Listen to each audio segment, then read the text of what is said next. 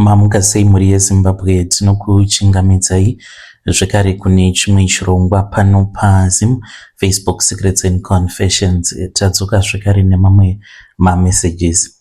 Regedzai tibva tapinda mumamessages edu atadzoka takakubatirai. Anzi makadi zvenyu mukoma, please post my story. Makavika chitupa changu. A friend of mine told me to look for you and send you my story. I am a woman that is aged 17 years old. I'm staying here in America. Now I'm staying with my dad. My mom, she passed away. Saka ndiri kunzi ndinofanira kuti ndinge ndichienda kunoona gogo vangu. But there is something about my grandmom that my mom told me before she passed away. In 2024, it was in February, mama vangu pavakashaika. Mama vaigara vachiti pataienda kunovaona kuhospital vaindibata ruoko vobva vatanga kuchema vachiti kwandiri name hidden. Ini ndakatiza kuZim nekuda kwekuti mai vangu vaida kuti vange vachindipa mweya wakaita semweya ugere pavari. Vakandituka vakati handifi ndakaita rugare. Urwere hwandiinahwo kudai inhau yekuti pane pandakambotsvedza mwanangu ndikadonha ndikatadza kuramba ndichinamata ndokubva ndatanga kurwara. Ndinoda kuti unge uchiziva name hidden kuti kana ndafa usabvuma kudzokera kuguruve kunoona gogo vako nekuti vanoda kukupa nhaka. Nhaka yavachakupa haisi nhaka ine musoro, haisi nhaka yekuti unopiwa mari, asi inhaka yezvinhu zvakaipa izvo zvavari kuda kuti vange vachizosiyira iwewe nekuti vakatadza kuzvipa kwandiri. Pavaitaura zvose izvi nekuti amai vangu urwere hwainge huri mavari hwaikonzeresa mahallucinations, zvekare nemedication yavainge vachinwa yaikonzeresa psychosis. But nhau yekuti gogo vanobata-bata haina kutanga imomo mugore ra2024. Kana amai vangu vaikwanisa kungotanga kungotsanya vobva vati nezuro gogo venyu vakauya, we'll be like vakauya how? And then my mom will be saying ndakavaona nezuro kuma 1 a.m.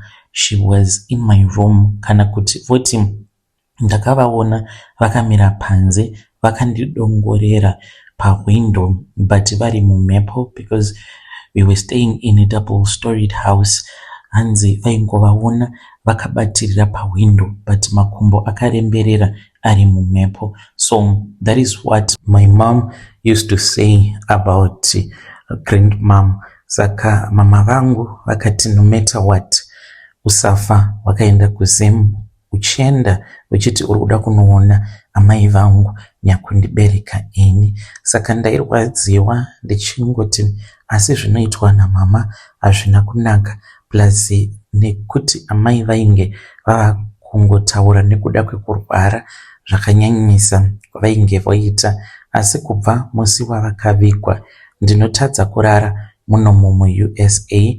Ndinoona gogo vanouya sometimes, ndinovaona vachimira pagate reapartment yedu usiku, vanenge vakabata jira dzvuku vachindidana nezita rangu name hidden, name hidden, buda kani. Uye zvekare vane rimwe zita iro ravanondidana naro rekuti my day. My day izita iro ravanoti ndiro ravakandipa rekumusha randisingatombozivi ini.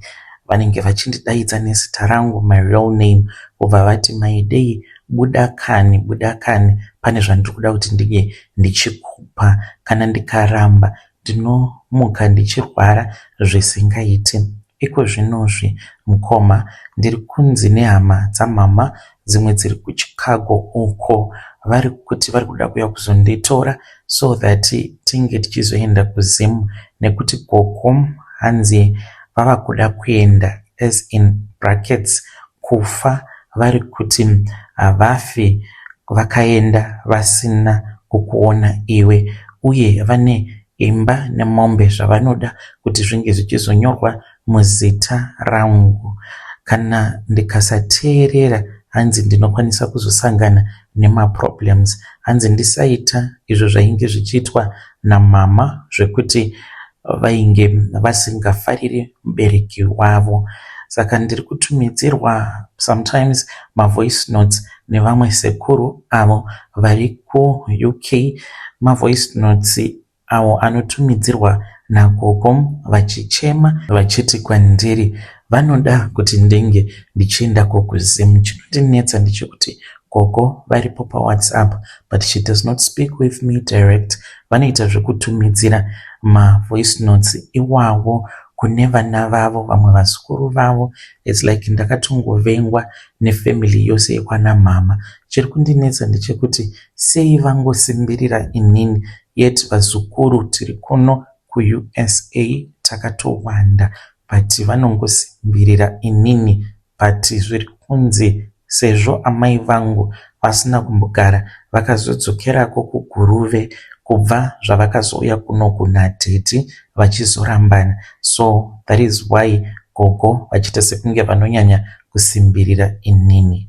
Mwoyo wangu unoti enda, asi zvandakanzwa nezvandinoona amai vangu vakati usambofa wakagamuchira chinhu chinobva mumaoko agogo vako. Unoti ndinopenga here ini? Ndinganzi ndingaramwa munhu akaita kuti ndige ndichizovapo pano panyika.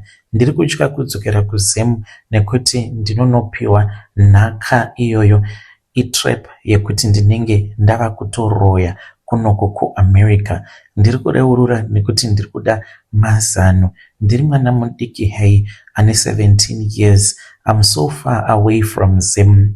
Zano rangu randinaro ndere kutongonyepera vanhu kuti ndafa ndotsvaka kumwe kwekuenda ndonogara zvangu. Even my dad, he will think kuti I'm really dead. Please help me. There is a friend of mine who gave me your link to your channel. Hanzi, you help people. Yo, vedare ndo message iyo yandakatumidzirwa ichibva kune mwanasikana only 17 years old. Hanzi ndiri kugara muAmerica. Ngati mubatsirei mwanasikana uyu mucomment section. Oita sei, ouya here kuno kuZimbabwe kana kuti ongodzima zvake mafoni osiyana nazvo. Hanzi vanouya pandinovarota vanenge vachiti my day. Yo, zvakaoma. Ngatitaurei naye mucomment section. Vangava vachiroya here gogo avo kana kuti kungovengwawo zvavo vasingaroyi? Ngatitaurei naye mucomment section. Regedzai tibva taenda panyedu inotevera.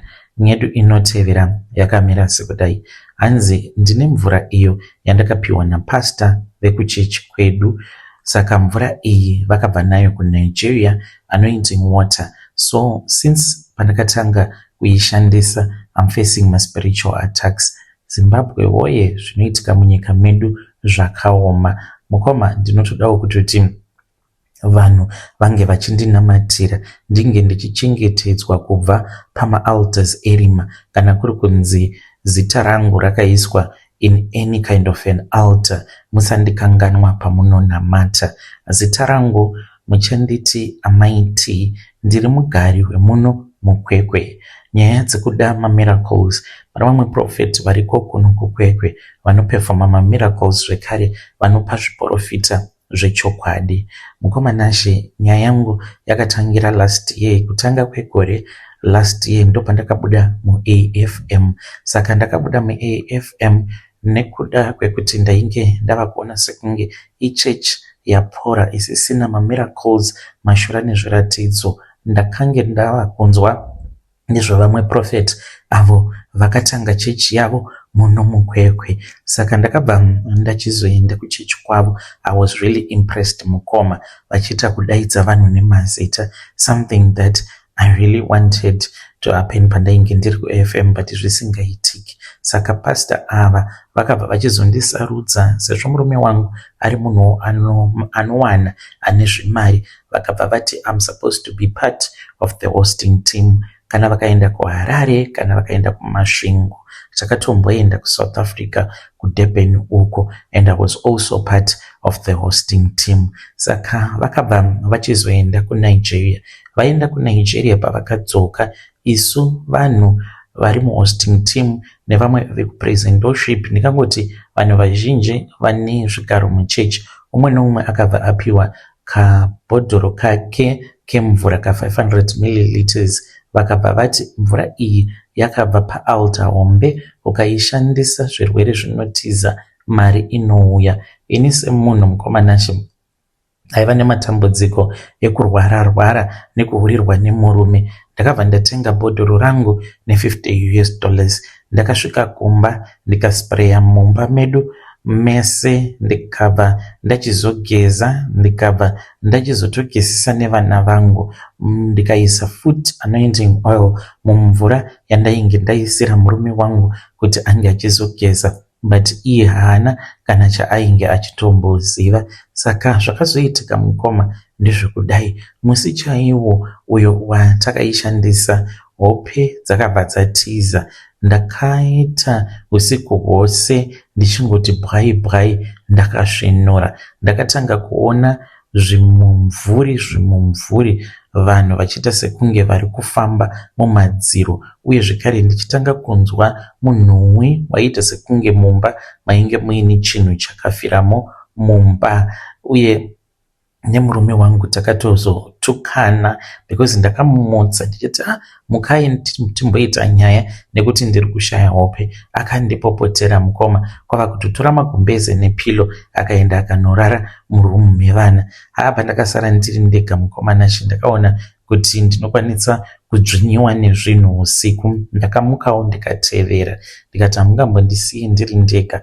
Izvo kwainge kusiri kunyengerera kwekuda murume, but fiye chaiyo yekuda kwezvinhu zvandainge ndaona. Saka mukoma iko zvinozvi ndiri munhu ari kurwara, bhodhi yangu zvandainge ndimbori zvatosiyana nezvandava.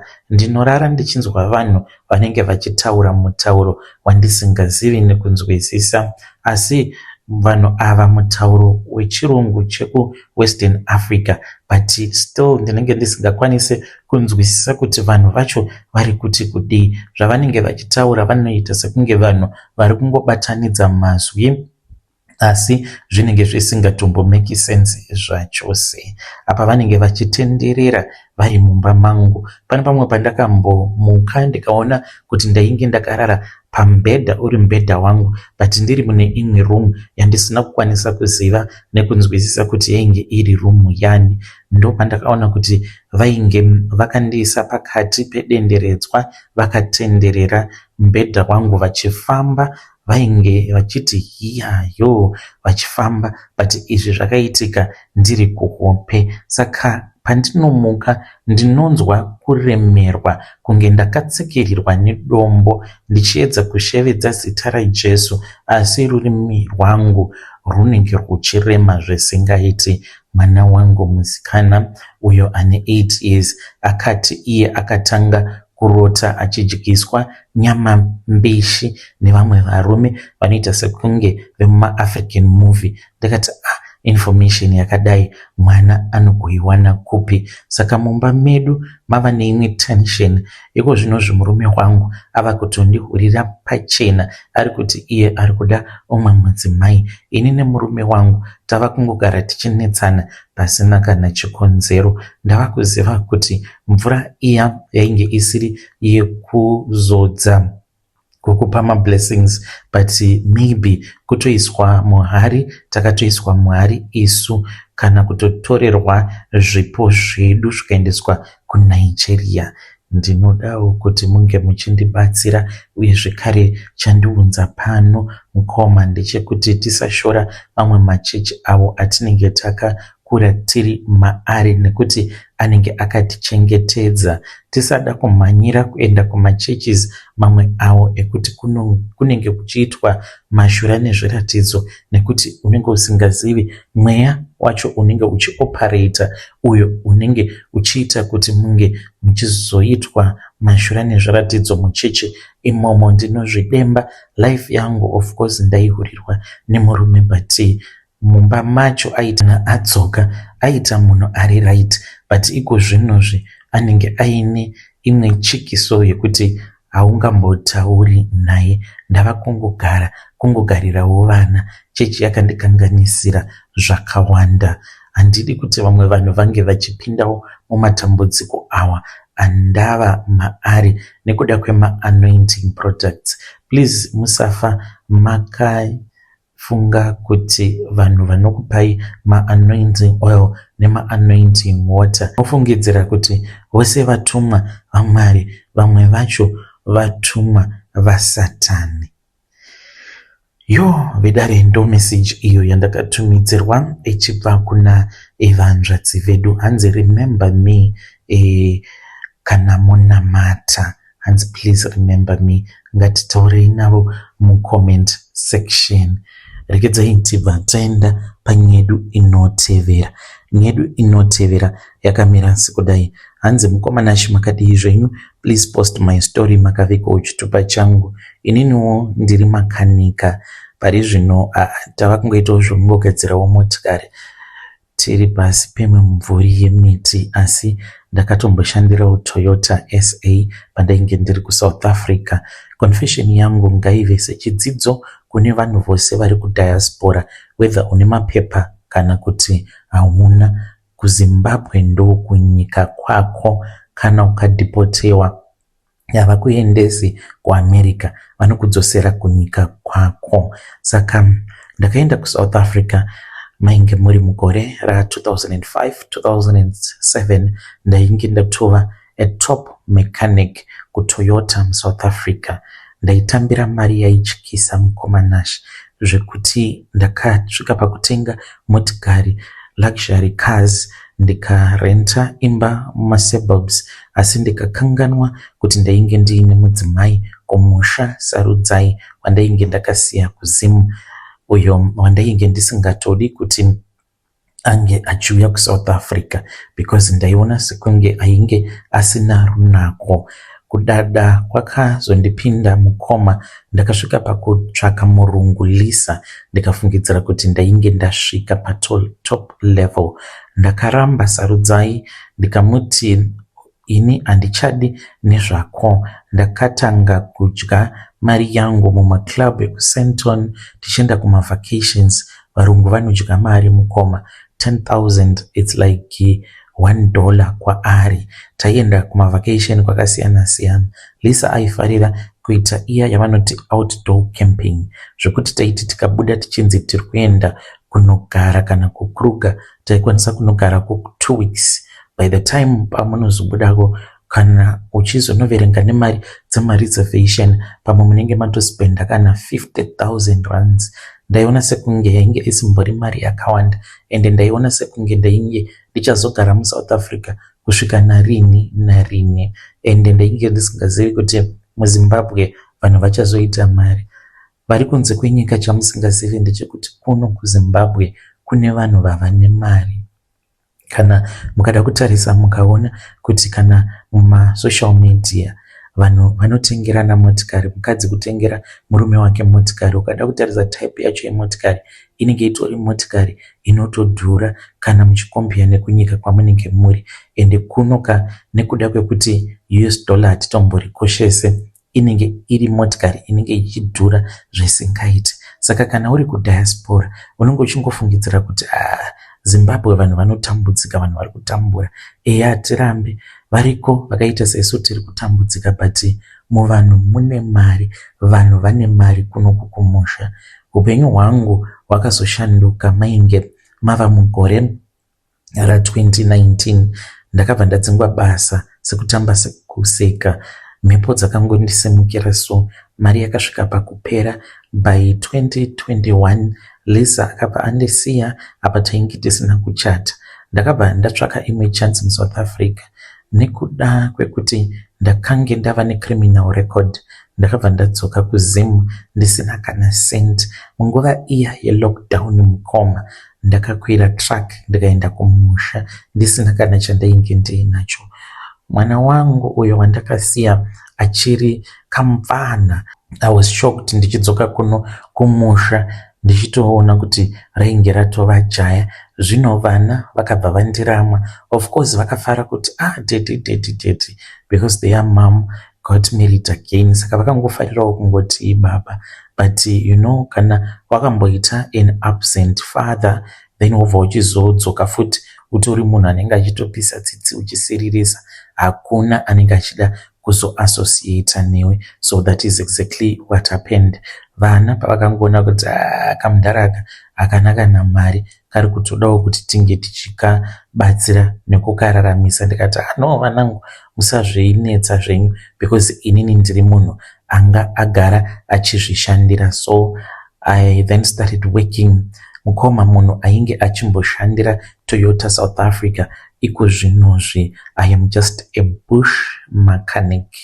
Ndinoda kuti kune vamwe vanhu variko kunze uko, does not matter kuti unenge uri kunyika ipi, but chinobhururuka chinomara. Isu tainge tichimbodya patafura imwe chete nema CEO eToyota South Africa, but iko zvinozvi shiri yakazongofa. Tinongoitawo zvekungogadzirawo motikari. Ndinogadzira motikari ndiri muMount Pleasant. Vanenge vaine motikari dzavo dzinenge dzavanetsa, ndinospecialize nematoyota. They can bring them. Vanokwanisa kukupai mafone numbers avo.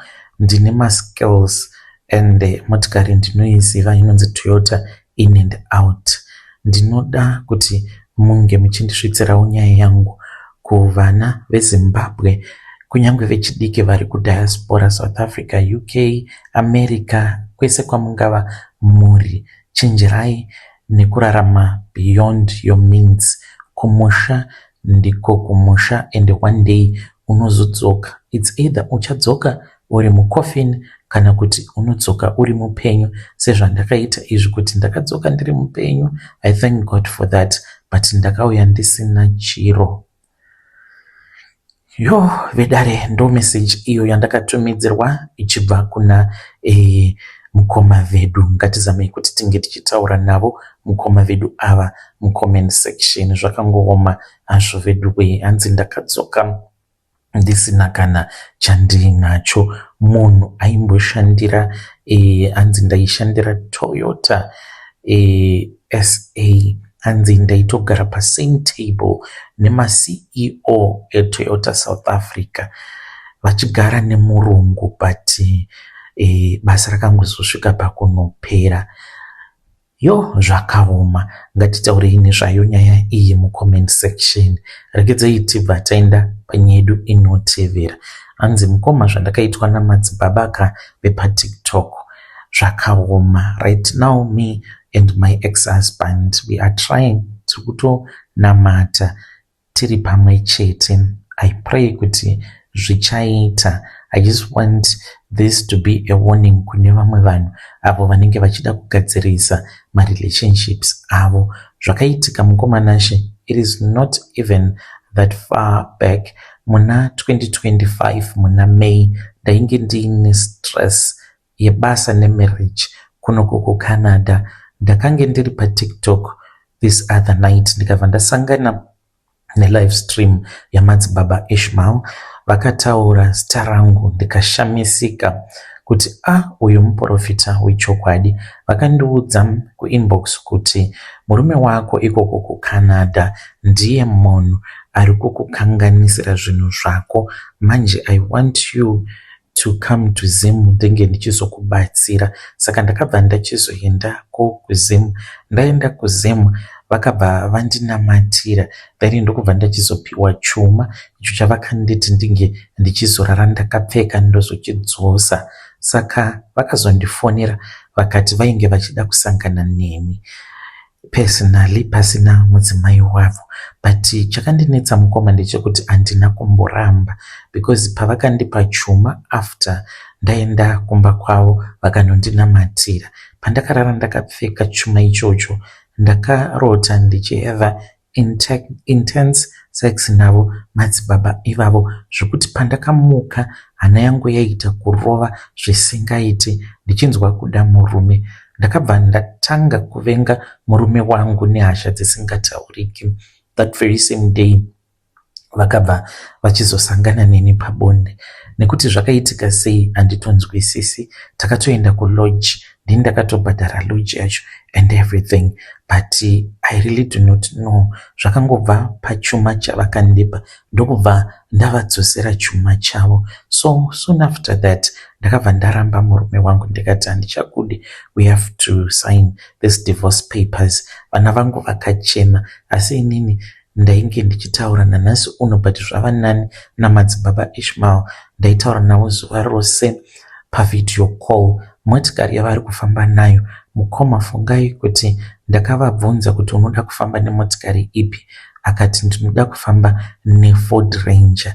iFord Ranger model ya2015 zvayo, but ndakamutumidzira mari ndikabhadhara vanhu vekudealership, akaenda kanotora motikari yaanofamba nayo Ishmael. Uyu imotikari yandakamutengera inini kunoko. Kunyange pari zvino mukoma hazvisati zvabuda pandiri, pazvainge zviri worse, but murume wangu masecrets awo andiri kushare nemi nhatumazivi. Ndaiti ndiri kubasa, so ndikatanga kumufunga Ishmael. Ndaitanga kutochema mukoma, kutsvaka ofisi yekuti ndinonozvivharira. Ndototanga kutopfikura misodzi ndichitochema, mwoyo wangu uchirwadza. Ndikangofunga kuti saka Ishmael ari kuzimu, inini ndiri kuCanada, kukana ari kundihurira. Ndomufonera onditi usachema because ndinokuda. Saka ndakazosvika pakuudza murume wangu kuti pakudhivorsa kwandakamuita I really don't understand, because yainge isiri tarisiro yangu yekuti tinganzi tingasvika pakurambana. Then iye akabva achizoti it is fine, let us try to pray about it. Zvaizvezvi tiri kunamata tichibatsirana, iye nekoko, iniwo nekusaidi, we are praying, ende zvava kuita senani. Ndiri kunzwa kuti ndiri munhu anotomboitwa possessed. There is something that possesses me, because kana ndikatanga kuvafunga so ndinovanetsa mukoma. Dzimwe nguva vanondiudza kuti ndiri kuchechi, chiregedza kuramba uchindifonera, because ndiri muchechi ndinenge ndichingofona ndichiita sekunge munhu ari very possessed. When you post muzongondizivisa, ndinenge ndiri mucomment section. Yo vedare ndo message iyo yandakatumidzirwa ichibva kuna vanzvadzi vedu naimi. Zvakangooma hazvo vedu we. Hanzi zvose izvi zvakatangira paTikTok, apo pavakaenda palive yomumwe muprofita akavadaidza nezita ravo, kwava kubva vachizopiwa chuma vakaenda vakanorara naye kuhotel. Yo zvakaoma. Ngatitaurei nezvayo nyaya iyi mucomment section. Regedzai tibva tenda panyedu inotevera. Nyedu inotevera yakamira sekudai so. Hanzi makadii zvenyu mukoma, please post my story makaviko chitupa changu. Ndauyawo pano ndiine confession yangu iyo yandiinayo. Ininiwo ndiri murume uye zvakare ndine makore 27 years ekuberekwa. Handizivi kuti zvinokonzereswa nei. Ndine musikana wangu wandakatora nemudzimai wangu, tava ne6 months kubva zvatakatanga kugara tose. Nhumbu iri kuramba kuti achazoitawo nhumbu here kana kuti kwete. Zvisiri normal zvandiri kusangana nazvo izvi. Zvakatanga mushure mekunge ndaenda kuzimu, because ndakasangana naye mugrupu reWhatsApp ndikatotanga kutotaura namama vake. Vakati mwana wangu hauzomurwadzisi here?